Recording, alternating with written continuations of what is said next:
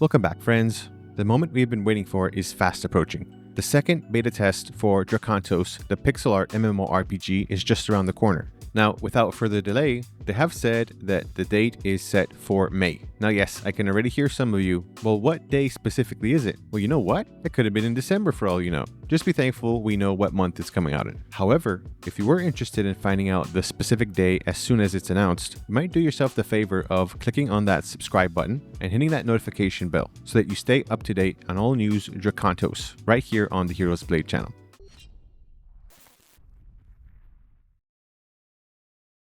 Alright, so let's get this sorted out. To begin with, this information comes from the most recent March devlog, and it's one of the very first things they mention. Once again, the next beta test will be in May, but with no specific day mentioned just yet, but they do say there is more to come. And if you've seen some of my previous videos, you'll know that the second beta test is going to be focused more so on PvP testing. Since the first beta test was focused on the overall main mechanics of the game and PvE, the next test will be focused more around player versus player, although they won't be ignoring the other aspects of the game like PvE and the story mode. So you will still be able to play PvE and the regular game, but the emphasis will be on testing the player versus player mechanics, both in the arena and in the overworld. And for those who weren't aware, there was a rather huge update and enhancement to the movement of the characters in the game. And so that sort of makes this whole next beta test experience still worthwhile to try out PvE. So now a little bit about PvP in this game.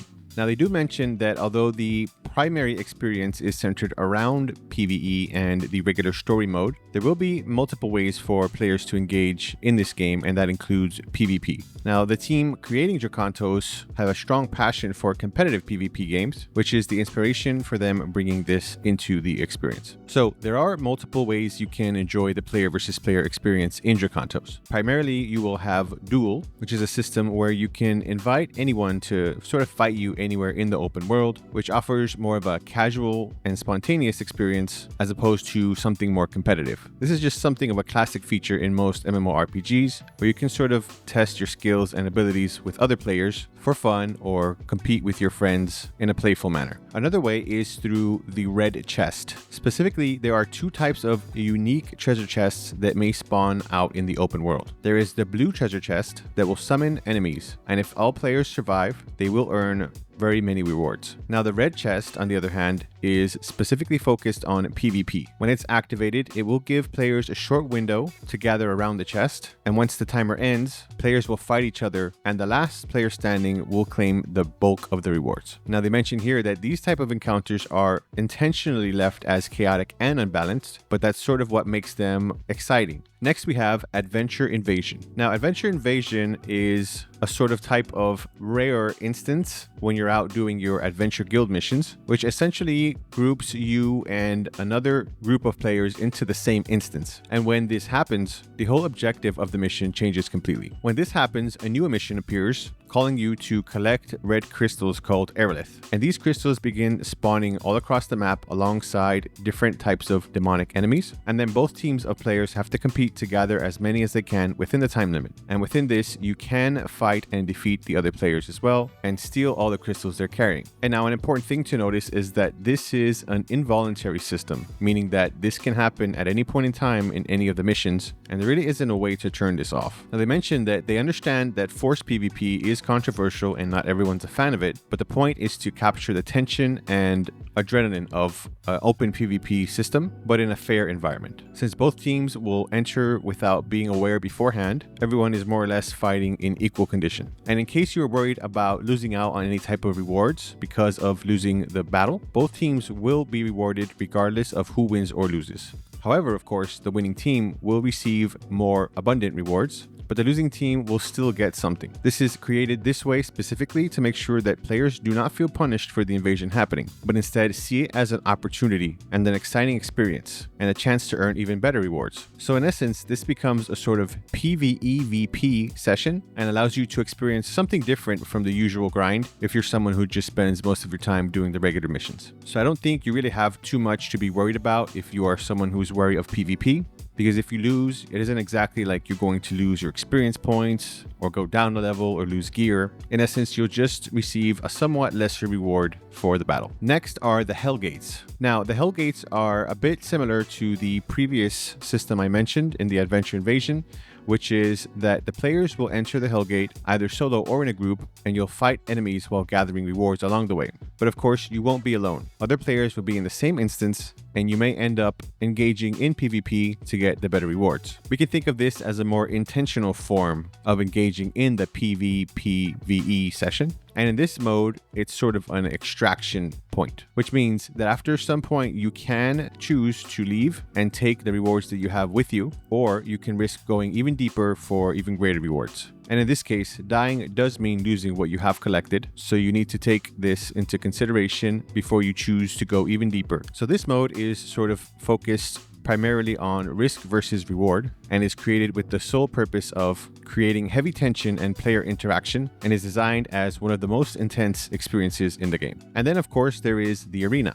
which is essentially the main competitive PvP mode for Drakantos. And they did mention this before, but they are attempting to make this feel a lot like a mini MOBA within this game. And one of the things they do mention, and they do put an emphasis on, is that unlike most other MMORPGs, where you unlock PvP later as a sort of a side experience, this is accessed from the very beginning so that people can choose how they want to engage with the game. For those who prefer enjoying the PvE focused story mode of the game, they can of course engage that way. But for those who prefer PvP, you can also jump in there and start playing right away. So there isn't any type of time gating or block from being able to just jump in and enjoy the player versus player experience. So for this version, you start the match and players are split into 3 versus 3 teams. The game itself will randomly select a map and a game mode, and then you get to choose your heroes during the selection period. Now, the maps and the modes vary greatly, and depending on what type of heroes you use, this will become a very highly strategic environment for you. So essentially, some heroes will excel in closer combat or tighter corridors, and some others perform better in wide open areas. So it's really up to you to work on your strategies, adjust your orbs, artifacts, and other items to prepare for the battle ahead. Currently, there are 3 modes available. These are Assault mode, Escort mode, and Control mode. In Assault mode, the teams push forward with minions and destroy enemies' towers and the main base. So this is, I guess, your traditional MOBA experience. And then in Escort, the goal is to push your cart to its destination before the enemy team does. And in Control, teams fight to capture and hold zones by standing on them. So these are the 3 modes currently focused on for the arena. Now here the devs share their vision for PvP in this game. So they want to create a very highly competitive and replayable experience with multiple different modes, maps, heroes, and strategies. Arena matches feature equalized stats, ensuring a fair environment where skill, decision-making, and teamwork are what truly matter. Now, something to know about PvP in this game, winning matches in both the casual and ranked modes will grant experience and rewards, which is essentially just a different way of growth and progression rather than the regular PvE experience. And this means for those who really prefer PvP over the other type of content, you still have a way to progress your heroes and get them where you want them to be, even if it's slightly slower than the regular PvE adventures. And now the goal here is to make PvP feel very meaningful, competitive, and rewarding. And rather than just being a side activity, it's meant to be a core part of the game. Now, of course, it doesn't mean you have to engage in PvP, but it just means that it is there and it is another route to enjoying everything the game has to offer, which I think is great. The arena features a completely full ranked system with multiple tiers and essentially starts from bronze and you make your way up through silver, gold, platinum, emerald, diamond, mithril, adamantite, and finally ethereal. Now, in terms of the hero selection rules, they note that this system follows progressive rules. And what does that mean exactly? So in casual or lower ranked matches, it's a relatively simple and fast process where all players select their heroes at the same time, and it allows for the matches to begin quickly and keep the experience easily accessible. However, in higher ranked stages, you're going to need a lot more strategy in order to climb the ranks. Beginning at the diamond rank and above, there will be ban and pick phases, forcing players to have deeper decision making and more critical thinking. And what does that mean? So for those who don't play too many PvP games, there are certain phases when you go up against a higher ranked opponent. Essentially, you get to choose a set amount of characters or heroes, and either you cannot pick the same hero to fight against, or else after you choose a certain amount of heroes, your opponent is allowed to ban one of those in your team, which means you have to be strategic in which characters you choose and be prepared to have one of them kicked out of your team. So you got to think ahead for these type of encounters. Now, for those of you wondering, yes, you are able to create custom PvP games. This means that players can choose the motor maps, invite specific players, or just spectate, and also customize the rules of engagement here. So things like artifacts, timings, etc. And you can determine how you want the flow of battle to be. I like how they mentioned that this is great for community-driven experiences, things like tournaments and events, and even for streamers who enjoy making their own competitions. I think this is going to be a lot of fun. All right, now that we got a lot of the discussion around PvP out of the way, the devs are going to talk a little bit more about the updates and things they've been working on, not related specifically to PvP. So first of all, they did mention that they have finished several quests. Now, we don't know if these are just regular side quests or character or story-driven specific quests, but they mentioned that these are always a little bit difficult to show and explain because it is an ongoing process. And of course, they don't want to spoil this for us either, but they want us to know that they have been working on this area of the game. Another thing they've been working on is lighting, specifically lighting in the cities and the lights from the houses, street lamps, and other sources. Although they say it's a small touch, but they believe it adds more depth to the atmosphere, since the game does have and will have a day and night cycle. And as I mentioned in the previous video, they did state that they have been working on some upgrades or updates to the artwork.